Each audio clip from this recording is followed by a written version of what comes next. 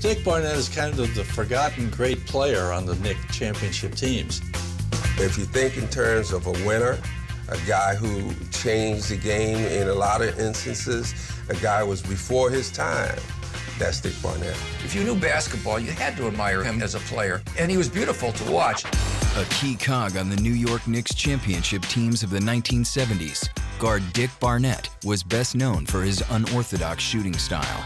But there wasn't much question that ball was going in. He was very prolific at getting his shot off in all circumstances. I haven't seen anyone else shoot like that over the years, so that was part of what I developed on the courts as I was growing up in Gary, Indiana. Dick Barnett became a star player at Theodore Roosevelt High School, and in his senior season, he helped lead his team to their first ever Indiana State Championship game. Despite losing the state championship, Dick Barnett's high school accomplishments did not go unnoticed. Barnett was recruited to then Tennessee A&I by legendary coach John McClendon in 1955. Barnett excelled immediately on the court, but his lifelong disdain for the classroom nearly cut short his athletic career. I didn't understand that academics and athletics could peacefully and productively coexist. They won 3 national championships, unheard of. And in 2 of those years, Dick was the MVP. He's one of the best college players ever. I'd heard about him when I was in high school in Atlanta, Georgia, and he was a very prolific scorer, so he was like a legendary figure throughout the South. That team was one of the greatest teams in the history of college basketball. Tennessee State won 3 straight national championships. To this day, Dick Barnett remains Tennessee State's all-time leading scorer with 3,209 points.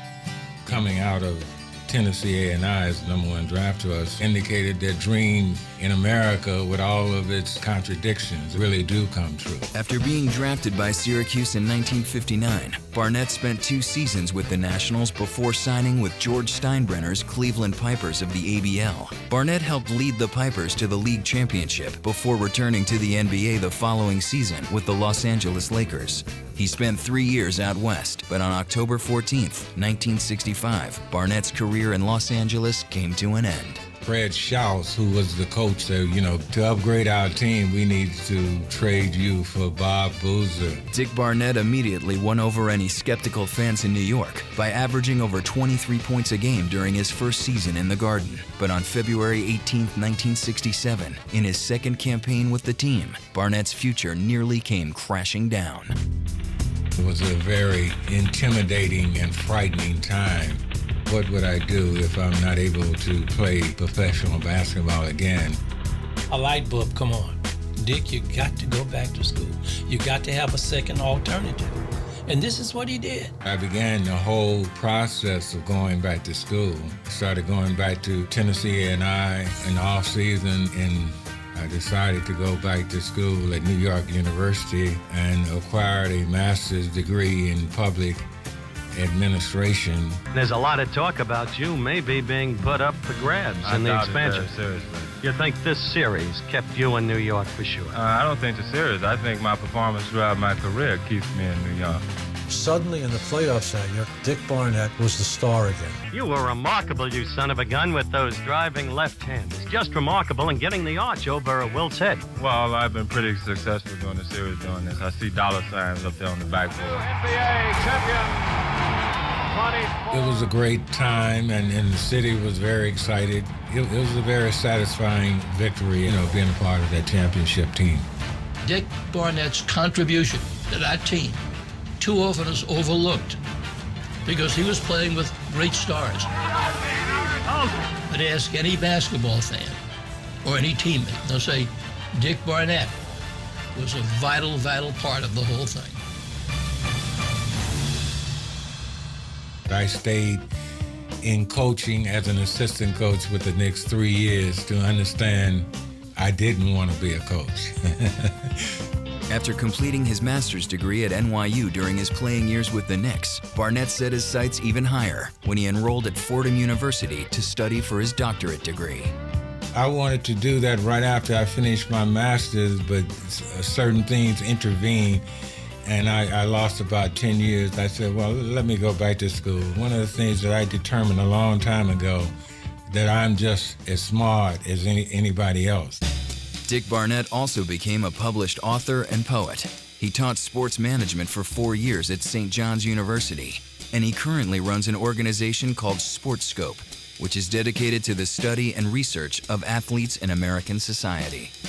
Well, life after basketball has been quite exciting. He's in a sort of a class by himself, a professional athlete in one regard, a world champion, and then an educator and an author and someone who writes poetry. You don't find it too often.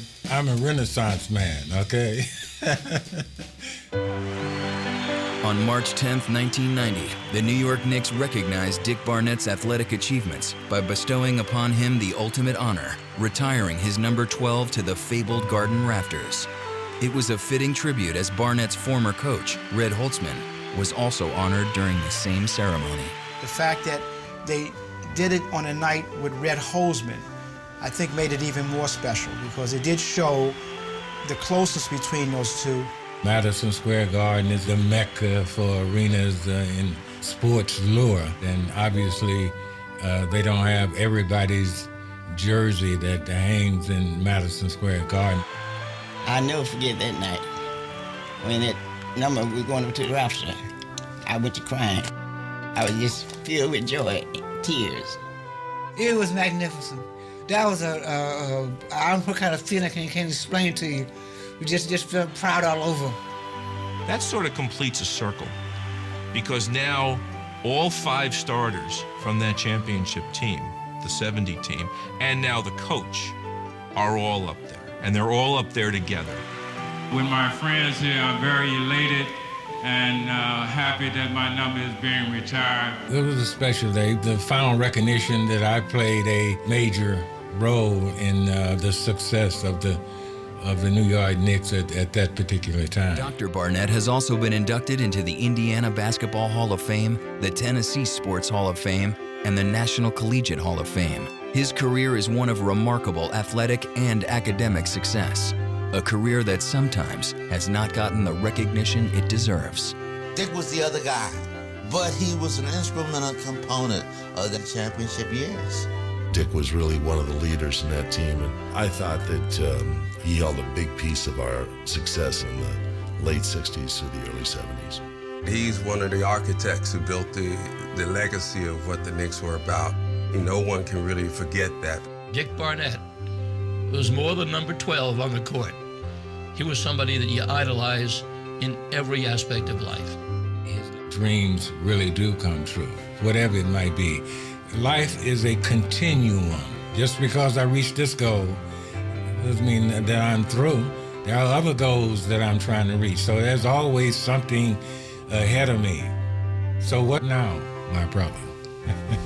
There's always something else ahead.